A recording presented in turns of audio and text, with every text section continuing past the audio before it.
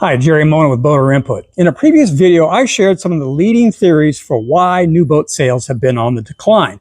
Today, I want to take it a step further, and I'm going to share my own perspective based on over 3 decades of experience in the boating industry, along with insights from a recent poll that I conducted with BoaterInput subscribers.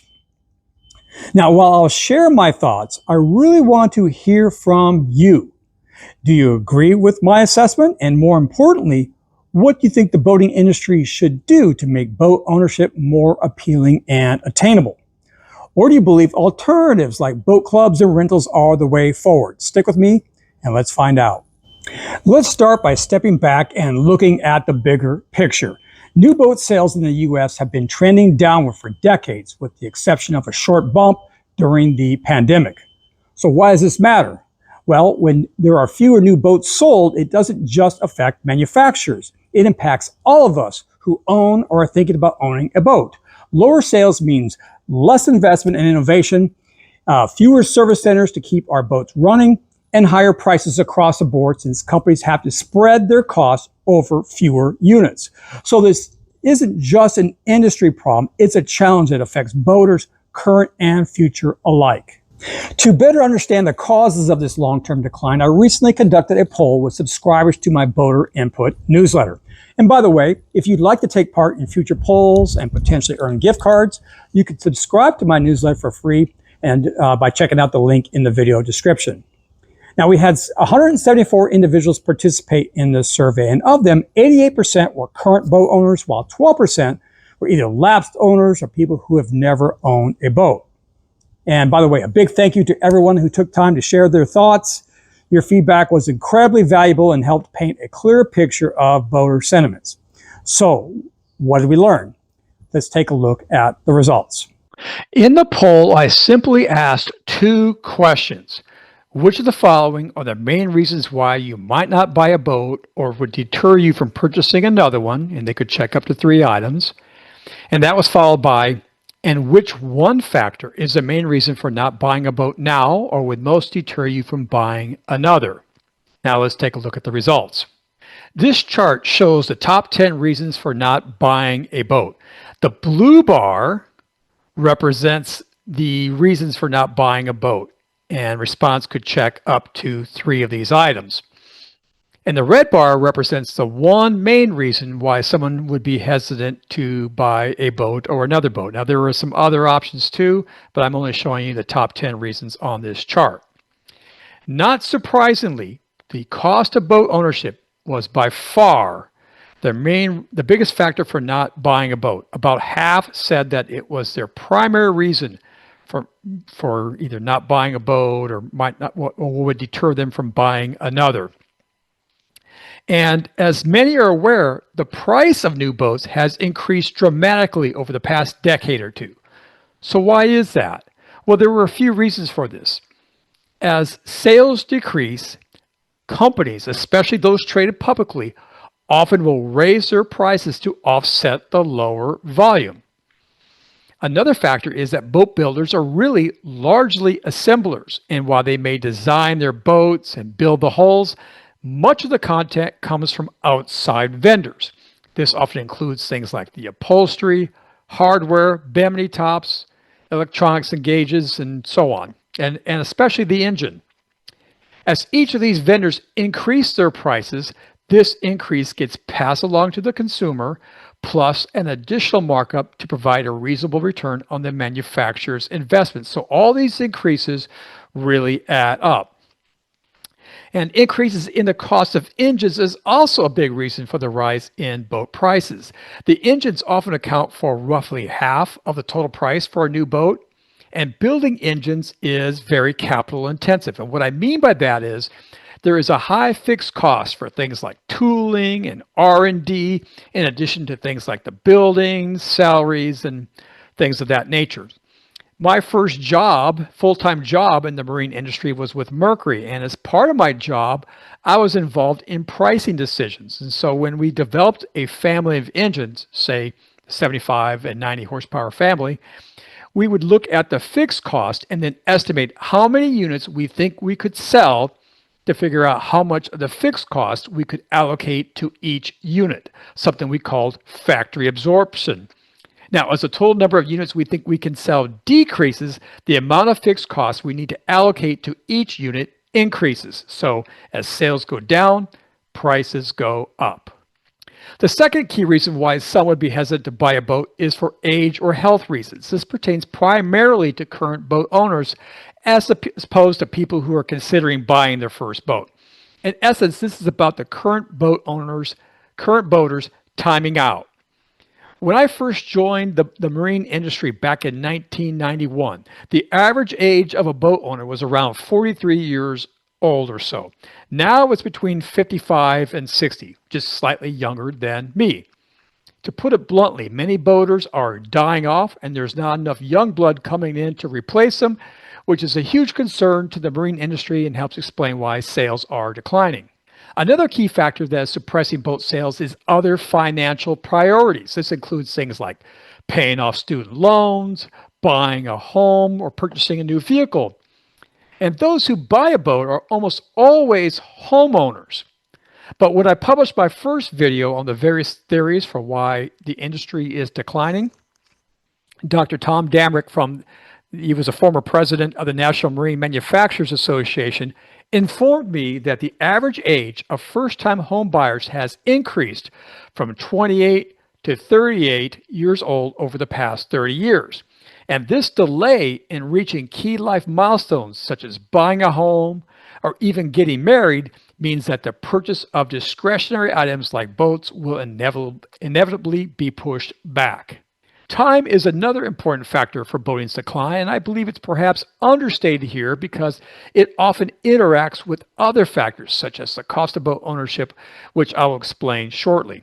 Nowadays, it's common for both the husband and wife to be working, and some work multiple jobs to help make ends meet, which leaves very little free time. Plus, kids are often involved in school or sports activities, making it increasingly difficult to find time for the whole family to go boating.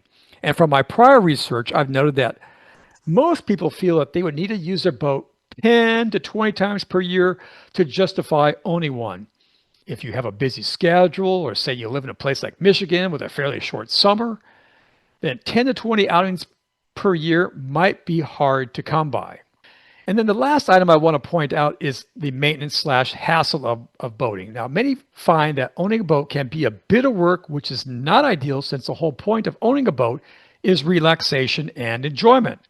1 in 4 people mention maintenance/hassle as a key factor for maybe not wanting to buy a boat, but it was, only a small percentage of people, 5%, mentioned that it was their number one reason. So while many would appreciate less upkeep with owning a boat, solving this item alone is not likely to dramatically increase boat sales. Now, I should point out that it would have been ideal to get more responses from people who enjoy water recreation but have never owned a boat. But most of my newsletter subscribers who took part in the poll are people who already own boats. However, when I look at the responses from the 20 individuals who never or previously owned a boat but don't own one now, the main reasons for not getting one were cost, time, and other financial priorities. Now, the results of the poll that I just shared with you are consistent with the findings from other studies I have conducted on behalf of the industry over the past few decades. And so what I'd like to do now is share with you a simplified framework I developed to help sum up the boat ownership challenge. The idea here is to look at the value of boat ownership. So the first thing we need to consider is, what is value? A simple definition is, what do you get versus what you give up in terms of, say, time and money. The left side of this balance, the items over here, represent the things that you would give up, or the costs. And that would include the cost of boat ownership, which includes both the initial purchase price along with the ongoing expenses, but is also impacted by things like other financial priorities. So as the price of other goods go up, that leaves less discretionary money left over to buy a boat. The maintenance/hassle of boat ownership we just talked about, and it's also a consideration, but not nearly as big of a factor as the cost. That's why I made it a little bit smaller box here. Now, on the right side of the balance, you have things like how much you enjoy going boating or fishing, and the frequency in which you get to use your boat. And of these two, the frequency of use is the biggest factor. That's because most people really enjoy the boating experience when they get a chance to do so. It's really a question of, can you get out there often enough? And this is often impacted by one's free time and the weather and the length of the season. So those all play a role. So if the items on the left side of this balance outweigh the right, that means you are less likely to want to buy or keep a boat. Of course, if it tips the right, you're a good candidate for boat ownership. Now, the parameters for each box vary by individual. For example, since my boats have been paid for long ago, my ongoing cost of boat ownership are not too substantial. And since I live on the water, I'm able to get out on the boat often. So owning a boat makes a lot of sense for me, but it may not for you. For example, if you live in the upper Midwest and have a busy family, the cost might far outweigh the benefits considering your short season and limited opportunities to use the boat. But the point is, everyone's situation is a little different, but the key drivers are ultimately about the cost of boat ownership and how often you are able to use it. Those are the key things that dictate whether boat ownership is a good value for a particular family. So to recap, the main reasons people hesitate to buy or buy another boat really come down to two things: the cost of ownership and whether they can use a boat often enough to justify the expense. But the problem runs deeper than just boating. Over the past several decades, the middle class in the U.S. has been shrinking, while the upper class, although smaller in number, has grown and has now surpasses the middle class in terms of aggregate income. What does this mean for the boating industry? It means sales of high-end boats, luxury cruisers, high-end wake boats, will likely hold up since their customer base is actually expanding. But the opposite is true for more mainstream boats, like an 18-foot fishing boat or say a 21-foot runabout. Prices have risen substantially, and the number of middle-income households who can afford these boats has declined. So we really need to think about these two household segments separately.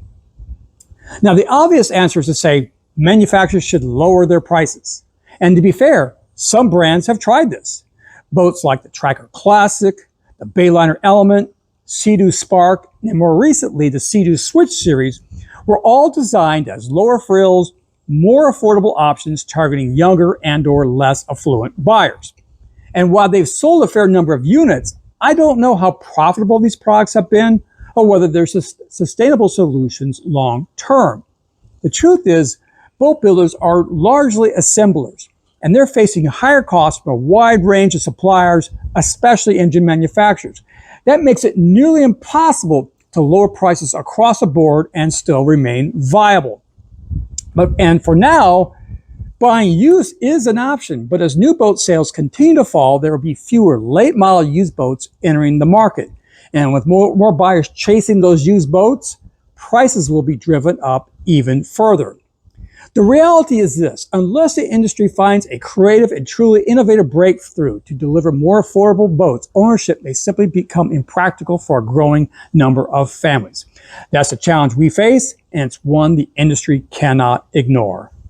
Given all this, it's no surprise that alternatives to traditional boat ownership have been gaining traction in recent years. One example is boat clubs, such as Freedom Boat Club or Carefree Boat Club. The big advantage here is convenience. You eliminate the maintenance and hassle of ownership.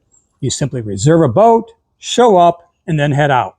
When you return, the club takes care of the fueling, cleaning, and storage. Plus, members often enjoy access to a variety of boats, which can be appealing if you like to try different styles. And when you factor in payments, insurance, registration, and maintenance, the overall cost is often lower than buying a new boat. The trade-off is flexibility. With a club, you may need to book in advance, and you can't always go wherever or whenever you want. That makes them well suited for pleasure boaters who value convenience, variety, and lower cost, but less ideal for anglers who like to head out at odd hours or need a boat fully rigged with their own electronics and gear. Another alternative is rentals, which of course has been around for a long time. What's changed recently is the growth of peer-to-peer platforms such as BoatSetter and GetMyBoat. With these services, you can rent directly from another boat owner. Like clubs, rentals let you avoid the cost and hassle of ownership, and they're a great option for people who only boat occasionally or want access while on vacation. But if you're on the water frequently, rentals can add up quickly. Availability can also be hit or miss, since not every lake or waterway has rental options, but the expansion of peer-to-peer sharing is making it easier in more locations. So while clubs and rentals don't replace ownership for everyone, they do provide practical alternatives for certain types of boaters. So there you have my thoughts on why new boat sales have been declining based on decades of experience in the boating industry combined with insights from our recent poll. I want to thank everyone again who took part in my poll, as well as the industry leaders who shared their feedback on my previous video. Your input really helped shape and refine my thinking, so thank you again for doing that. Now I'd love to hear from you. What do you think the industry should do to make boat ownership more appealing to a broader base of people? And what about the alternatives? Boat clubs, rentals, or peer-to-peer sharing? Are those things that you'd consider? And if so, why or why not? Well, if you found this video interesting, please click on that like button. It really helps me to produce more content like this. And don't forget to subscribe to my channel to get my weekly tips and insights to help you purchase, equip, and maintain your boat. In the meantime, thanks for watching, and I hope to see you on the water.